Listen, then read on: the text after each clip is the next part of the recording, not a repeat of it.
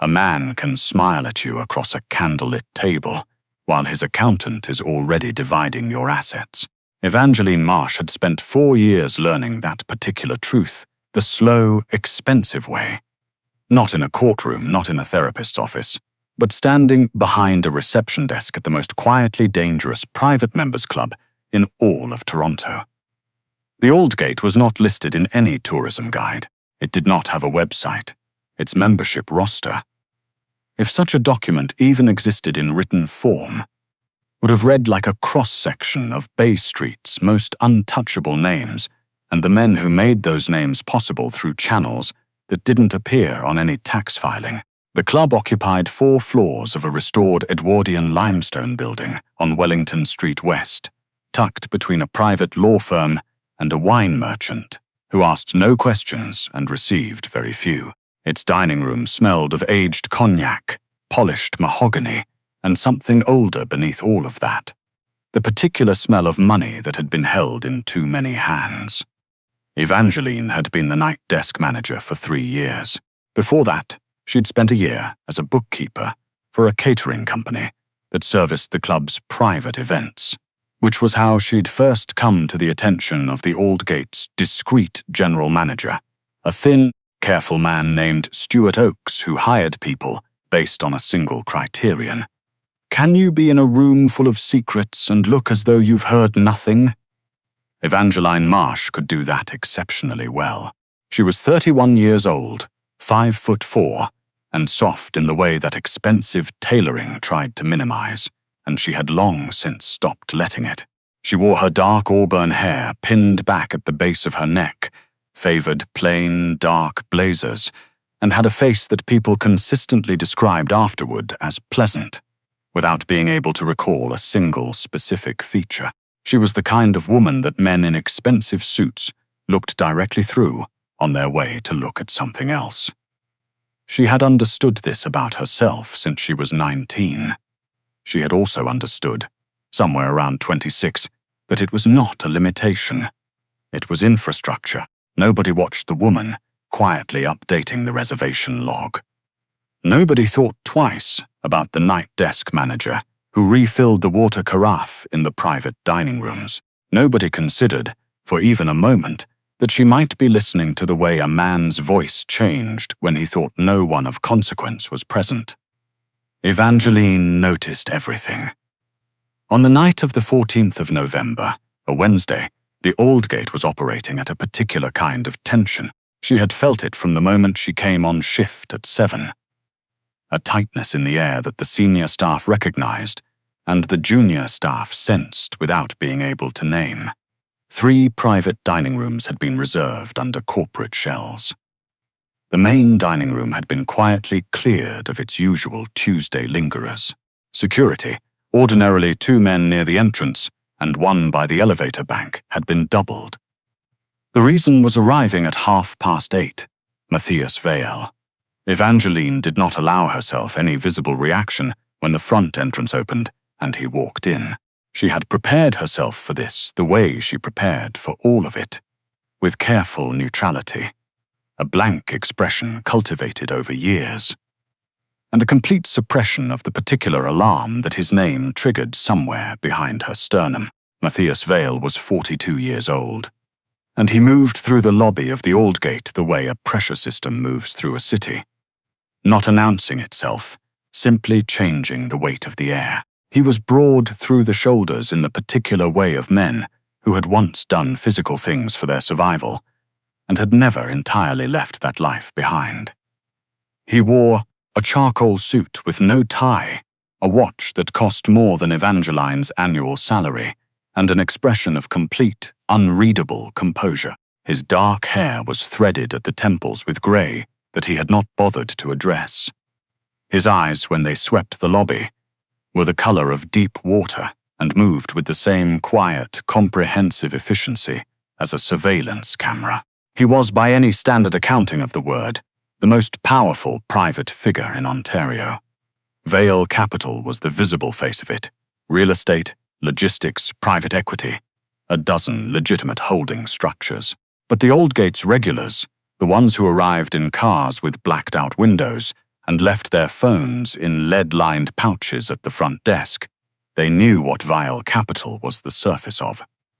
He had been coming to the Aldgate for 4 years. In that time, he had spoken to Evangeline 11 times. She had counted. The conversations were brief. A confirmation of his reservation. A preference for still water over sparkling. Once, as a quiet request to have a particular bottle of Burgundy brought up from the cellar before his guests arrived. Each time, he had said, "Thank you." Not perfunctorily, not the reflexive social noise that wealthy men made while already looking past the person they were addressing. He had looked directly at her when he said it. As though she existed, she had noted that too. Beside Matthias Vale tonight was a woman Evangeline recognized from previous visits. Claudine Ferrard. Claudine was the kind of beautiful that required daily maintenance and absolute confidence in one's own desirability. She was 34, the daughter of a Montreal developer with connections Evangeline had never fully mapped, and she had been accompanying Vale to Aldgate events for approximately 8 months. She wore a wine-colored gown this evening, structured at the shoulders, and her dark hair fell in precise loose waves that suggested hours of effort performing the appearance of effortlessness. Claudine smiled at Matthias as they crossed the lobby. It was a flawless smile. Evangeline had seen it before. Something about it tonight was wrong. It was not the smile itself. That was impeccable. It was the timing of it, a half-second too late, and aimed at a point approximately 6 inches to the left of where he actually was. The smile of someone who had been practicing it internally for the last 10 minutes and deployed it on a slight delay. Evangeline noted this the way she noted everything. Without expression, without leaning forward, without giving any indication that her brain had just flagged something significant, she went back to the reservation log. The private dining room on the 3rd floor had been booked under Vale Capital's standard shell company, Lakeshore Meridian Holdings. The booking was for 8. By 9:15, according to the schedule Oakes had briefed the staff on, 4 additional guests would be joining from a separate entrance. This was not unusual. Matthias Vale regularly conducted business in ways that required separate arrival patterns. What was unusual was the couple who had arrived at 7:40 and been seated in the main dining room's northwest corner, at a table positioned with a direct sightline to the elevator bank. They had ordered drinks. The drinks sat untouched. The man was heavyset, mid-50s, with a jaw like a cargo container. His dinner jacket fit well across the back and poorly everywhere else, which told Evangeline it had been chosen for concealment rather than comfort. His companion was younger, a woman in a black dress, who had spent the last 30 minutes consulting her phone under the table with a posture that was not casual scrolling. It was monitoring. Evangeline had worked next to the underworld long enough to recognize its furniture. These were not Aldgate members. They had arrived on a guest pass. She checked the log. Registered under a name she did not recognize. Brought in through a connection she could not immediately source. She looked at them for exactly as long as it took to take a fresh reservation inquiry, then looked away. At 9:03, Claudine Ferrard excused herself from the 3rd floor dining room. Evangeline knew this because she had positioned herself near the service corridor on the pretense of coordinating with the kitchen on a dietary note for one of Vale's guests. A pretense Oakes had long since stopped questioning because Evangeline was simply one of those people who anticipated logistical problems before they became logistical crises. It was why she had been promoted twice in 3 years. She watched through the narrow vertical window in the service door as Claudine descended the stairs rather than taking the elevator. Stairs meant she didn't want the elevator attendant to know which floor she was going to. Claudine went to the main floor. She crossed through the corridor connecting the stairwell to the rear of the dining room. She did not stop at the bar, did not go toward the restrooms. She walked to the northwest corner of the dining room, stopped at the table with the two people who were not touching their drinks, and stood there for approximately 40 seconds. At no point did she sit. At no point did she smile. When she left, the man in the poorly fitted dinner jacket reached into his jacket with his right hand and adjusted something near his left rib cage. Evangeline's mind went very, very quiet. She had heard, over 3 years of standing adjacent to conversations she was not supposed to register, a great deal about the machinery of how men like Matthias Weil acquired enemies. She knew about the Sorrento dispute, a waterfront development in Hamilton that had displaced a faction of interests aligned with a Montreal syndicate. She knew that the displacement had not been entirely peaceable. She knew that the past 8 months had seen 3 incidents, none of them publicly attributed to anything, that people in the Aldgate's more discreet circles discussed in very careful language. She knew what it looked like when those circles decided to close, and she knew, with a certainty that settled into her bones like cold water, that Claudine Farrard had just given those 2 people in the dining room a timeline. Evangeline walked to the reception desk. Her hands were not visibly shaking, but she could feel the tremor in the tendons of her fingers as she pulled a small notepad from beneath the desk, the kind used for message-taking, cream-colored Aldgate letterhead. She uncapped a pen. She thought about what she needed to communicate and what she did not have time to explain. She wrote 7 words. Claudine just cleared your exit. Northwest corner. 2. She folded the notepad paper twice, slipped it into the interior pocket of her blazer, picked up the house phone, and dialed the 3rd-floor service line. This is Marsh at the front desk. Mr. Vale's table requested still water. I'll bring it up personally. There was a pause.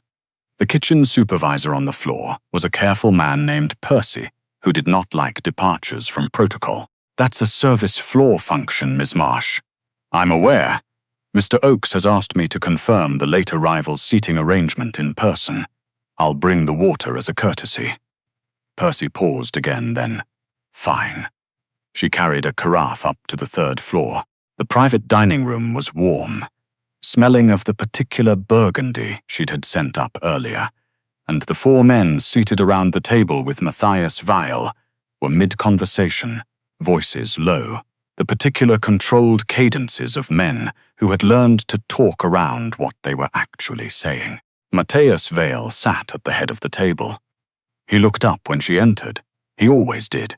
Not in the dismissive way of a man checking who had come in so he could discount them, in the way of a man who assigned attention as a deliberate act. Still water, Mr. Weil, she said, setting the carafe down with both hands. As she straightened and reached to adjust the placement of his glass, her left hand came forward, and she pressed the folded paper flat against the base of the carafe, sliding it towards his side plate with the heel of her palm. She did not make eye contact with him as she did it. She made eye contact with him a half-second after, when her hands were back at her sides, and her expression was the same careful nothing it always was. His eyes dropped to the paper, back to her face. Evangeline gave one small, controlled nod, the kind that could be interpreted as professional acknowledgement if anyone was watching. Then, she turned and left the room. She took the service stairs down to the main floor. Her pulse was doing something complicated in her throat. She returned to the front desk, logged back into the reservation system, and made herself look at the screen. 2 minutes passed, then 3. On the security monitor, she was not supposed to be closely watching. She saw the elevator open on the main floor. Not Matthias Weil. 2 of the men who had been in the dining room with him, a younger man in a dark suit, and a taller, heavier one she didn't recognize, walked out with the measured, unhurried pace of men who were in a hurry and could not show it. They crossed the lobby toward the main dining room. Then her phone rang, the internal line. 3rd floor, she picked up. Front desk, Marsh. Come up. It was a voice she had never heard directed at her, low and precise, carrying no emotion she could identify. Please, she went up. The 4 guests were gone. The dining room was empty except for Matthias Weil. who was standing at the window that looked out over Wellington Street, his jacket laid over the back of his chair, his hands in his pockets. He turned when she entered. "Close the door," he said. She did. For a long moment, he looked at her the way she imagined he looked at documents he was deciding whether to sign. Comprehensive, without urgency. "How long have you worked here?" he asked. 3 years on the desk, 1 before that in bookkeeping. "And in that time, how many things have you noticed that you chose not to mention?" Evangeline considered this honestly. Many things. Why this? She thought about how to answer. She was aware that she was standing in a private dining room with a man who operated several layers below the reach of conventional authority.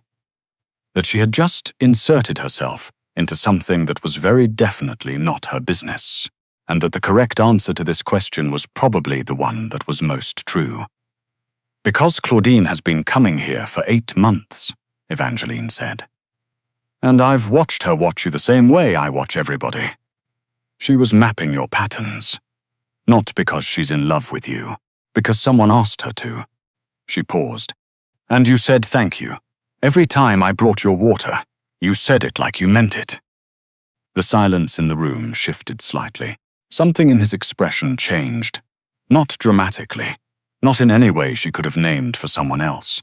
But she had spent years reading the small movements of faces that were trained to give nothing away. "You could have left," he said, "walked out, called no one, let the evening resolve itself. I could have. People in your position generally do. I'm aware." He was quiet for a moment. Then he moved away from the window, pulled out the chair at the head of the table, and sat down. He gestured, briefly, to the chair at his right. She sat. "Claudine Farrar," he said, his voice settling into something colder and more controlled, "is the daughter of Jean-Michel Farrar, which I have known for some time. What I underestimated was the extent of her father's current alignment with the Sorrento Group and the specific terms they offered her." His jaw moved slightly, which were, "I am now given to understand, the clearing of her brother's outstanding obligations to certain individuals in exchange for access to my schedule and the location of tonight's sit-down. A brother. A debt." Evangeline thought of the way Claudine's smile had landed 6 inches off its mark and felt a cold, clarifying sadness for the woman. Not enough to change the accounting, but enough to understand it. "Is she safe?" Evangeline asked. He looked at her. The question had clearly not been what he expected. "She will be removed from the building," he said carefully. "Her brother's situation will be addressed. She will not be harmed." A pause. "She was leveraged. People who are leveraged are not the same as people who are loyal to an enemy." Evangeline nodded once. "You differentiate," she said. "I try to." His eyes were level on hers. "It matters. Outside, somewhere in the direction of the rear of the building, there were sounds. Not loud, not dramatic, nothing that the remaining dining room guests on the main floor would register as anything more than a door. The resolution of what could have been something catastrophic was apparently quiet and logistical, which she supposed was how it worked when you had the kind of resources Matthias Vale had. "What happens now?" she asked. She meant it practically. "My people are handling the dining room." He leaned back in his chair slightly, watching her. "The club will receive a formal apology and a significant facility donation from Lakeshore Meridian. Oaks will be told there was a security concern related to a business dispute, and that it has been resolved. Staff will be thanked for their professionalism." His eyes didn't leave her face. "That's what happens for everyone else. And for me?" "For you," he said. "I have a question." He stood, moved to the credenza along the wall, and poured 2 short glasses of cognac from the decanter that had been left there. He set one in front of her and remained standing. "You have a degree in financial analysis from Ryerson. You spent 2 years at a mid-size firm in the financial district before you left. I won't pretend I haven't had your background looked at since the note arrived. Because I have, And you've been running the night desk at a private members club for people who operate outside conventional oversight for 3 years. In that time, you have learned an extraordinary amount about how money moves, how people behave when they believe they are unobserved, and how to be present in a room without anyone registering your presence. He paused. You have also, by my count, prevented 3 separate incidents of financial nature from becoming problems for this club through what Oakes describes as an uncanny ability to catch irregularities early. Evangeline wrapped both hands around the cognac glass. He told you that. I asked him about you specifically 14 months ago. After I noticed you noticing something that my own financial advisor had missed in a quarterly review I'd left on the table during a meeting here. The corner of his mouth shifted almost imperceptibly. You didn't say anything that day either. You just repositioned the folder so the relevant page was facing outward when my advisor came back to the table. She remembered that day. She had told herself it was just tidying. I want to offer you a position, Matthias said. Not at Vale Capital, not on any document that would connect you formally to any of my structures. He set his glass down. I want you in the rooms, at the dinners, at the quarterly reviews and the negotiation tables and the charity galas. I want you to sit quietly and watch, and afterward, I want you to tell me what you saw. His voice dropped slightly. You are better at reading people than anyone I employ. I've been watching you do it for 4 years without realizing what I was watching. The cognac was excellent. She took a small sip and thought about her answer. I don't carry things, she said. I don't run things. I don't want to know the operational details of anything you're managing. I'm not asking you to, and I won't provide information that gets people killed, even people who are in the wrong. He looked at her steadily. I differentiate, he said again. She set down the glass. What are the terms? He told her. The number was significant enough that she made herself breathe evenly through it. There was a housing consideration, a secured building with a private entrance, for her safety more than her convenience, which she understood to mean that becoming Matthias Vale's intelligence function came with a certain recalibration of personal risk. There was a car, a contact protocol, a clause about the right to walk away with notice and a non-disclosure arrangement that his legal team would draft in the most anodyne language possible. She picked up the pen he'd set beside her glass. She hadn't noticed him place it there, and signed the preliminary agreement he'd apparently had prepared at some point in the last 14 minutes, which meant he'd expected her to say yes, which meant he was either very confident or very good at reading people himself. Both, probably. That was how he'd survived this long. Over the 6 months that followed, Evangeline Marsh stopped being invisible in the way she had always been invisible. The passive invisibility of someone the world had decided was not worth looking at, and became invisible in an entirely different way. The careful, deliberate invisibility of someone who had chosen it as a discipline. She attended 12 major events in Matthias Vale's orbit. She sat in 4 negotiation rooms where significant amounts of money changed hands through channels that would not withstand public scrutiny. She was present at 2 meetings where she identified, in real time, men who were providing information to competing interests.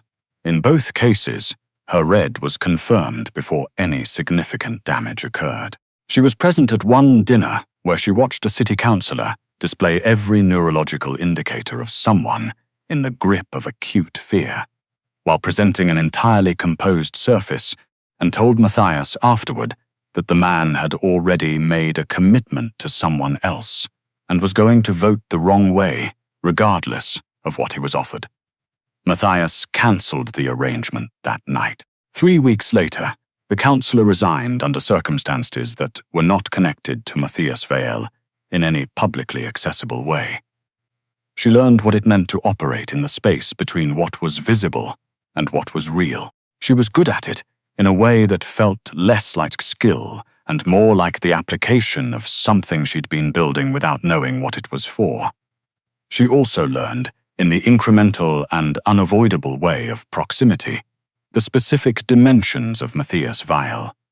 He was not what she had expected.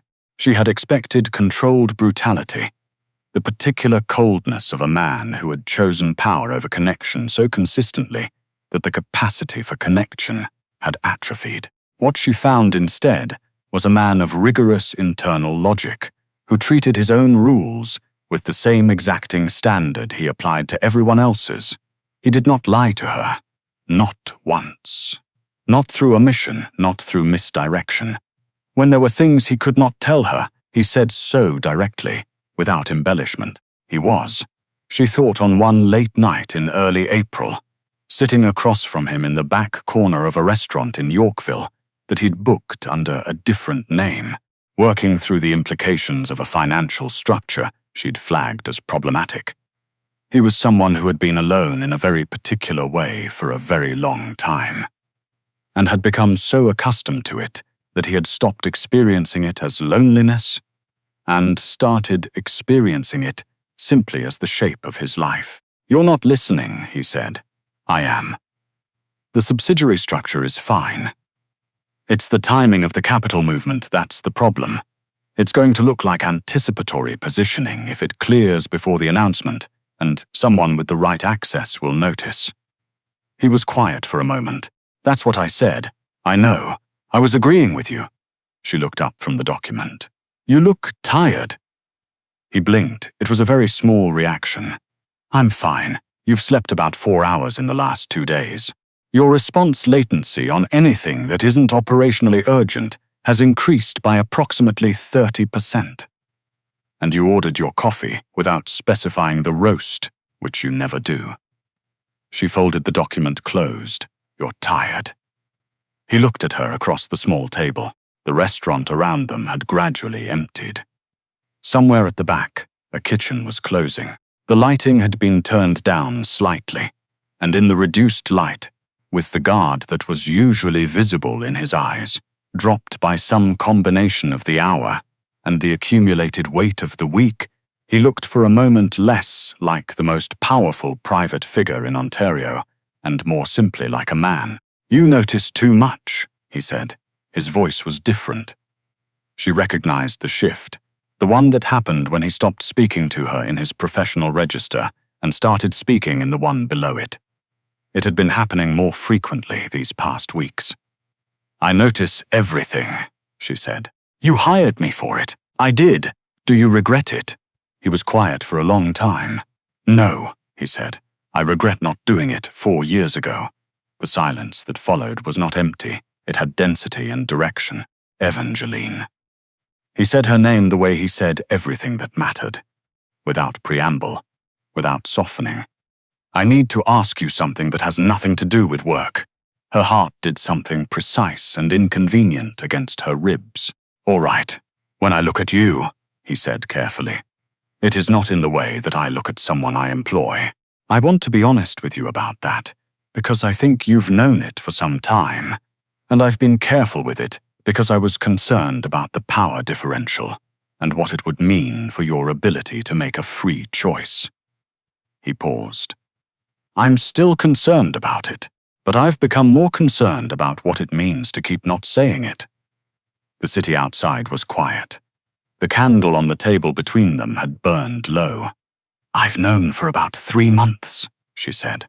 And she thought about the version of herself who had stood at the reception desk of the Aldgate for 3 years and been looked through by rooms full of powerful men.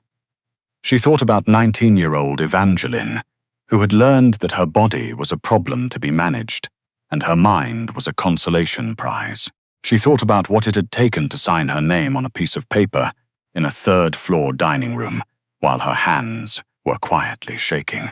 "I think," she said slowly, "that you're the only person I have ever met who became more interested in me the more I spoke. Not in spite of what I notice, because of it." She met his eyes. "That's not a small thing." He reached across the table. His hand covered hers. It was a deliberate gesture, unhurried, and it held the particular quality of someone who was not certain they had the right to do something, and was doing it with full awareness of the uncertainty. "No," he agreed. "It isn't." They stayed like that in the quiet of the nearly empty restaurant, with the documents closed on the table between them and the city, a low murmur beyond the glass. There was no dramatic revelation, no public declaration that evening.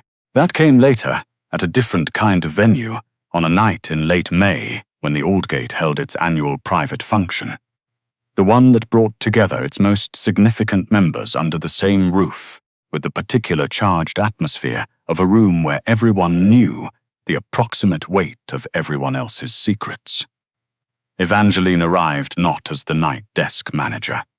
She had not worked the Aldgate's desk in 2 months. She arrived as herself, in a custom gown commissioned from a designer who worked almost exclusively in structural pieces for women, whose bodies the fashion industry had historically refused to design for. The gown was a deep ink blue, off-shoulder, and it fit the way things fit when someone has made them specifically for you and specifically for no one else. She wore nothing around her neck. She didn't need to. She walked in beside Matthias Vale. The room did what rooms do when something disrupts their established architecture.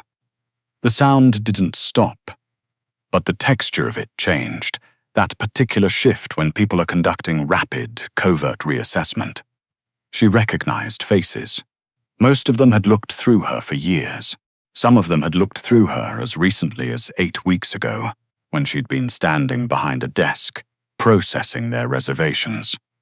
She watched the recalibration happen in real time, watched it travel from face to face like weather moving across a lake. Stuart Oakes, standing near the entrance, caught her eye. His expression didn't change. It never did. But he gave her a nod that she interpreted correctly as both acknowledgement and a certain quiet pride in whatever assessment he had made of her. Years ago, when he'd decided she was someone who could be in a room full of secrets and look as though she'd heard nothing.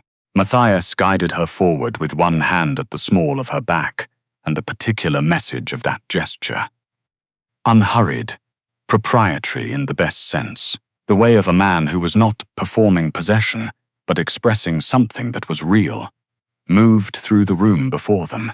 A man she recognized as one of Vale Capital's most contentious rivals caught Matthia's eye and offered a careful nod. Vale. His gaze moved to Evangeline, and the assessment in it was not dismissive. It was something closer to apprehension. "I don't believe we've met." "Evangeline Marsh," Matthias said. His voice carried easily. "She sees everything." She had expected to feel small. That had been the pattern for a long time. New rooms, notable people, the particular social architecture of spaces that had not been built with her in mind. She'd become accustomed to the small contraction that happened somewhere in her chest before she expanded to fill a space that wasn't quite sized for her. She waited for the contraction. It didn't come. What came instead was the clean, steady recognition of exactly where she was and how she had arrived there, not by becoming smaller, not by modifying herself into something the room would find easier to accept. By being precisely what she had always been, attentive, precise, and willing, on one November night with her hands quietly shaking, to slip a folded note across a table and say, "Plainly, I see what's happening here, and I'm not going to look away." The invisible woman behind the desk at the Aldgate was gone. In her place was someone the most dangerous room in Toronto had just decided to be careful around. Not because of who stood beside her, though that was part of it, because of the particular quality in her eyes that told anyone paying close enough attention that she had already noticed everything worth noticing in this room, and had been doing so for quite some time. She had spent years becoming invisible. She had been so good at it, it turned out that was exactly what it had been preparing her for.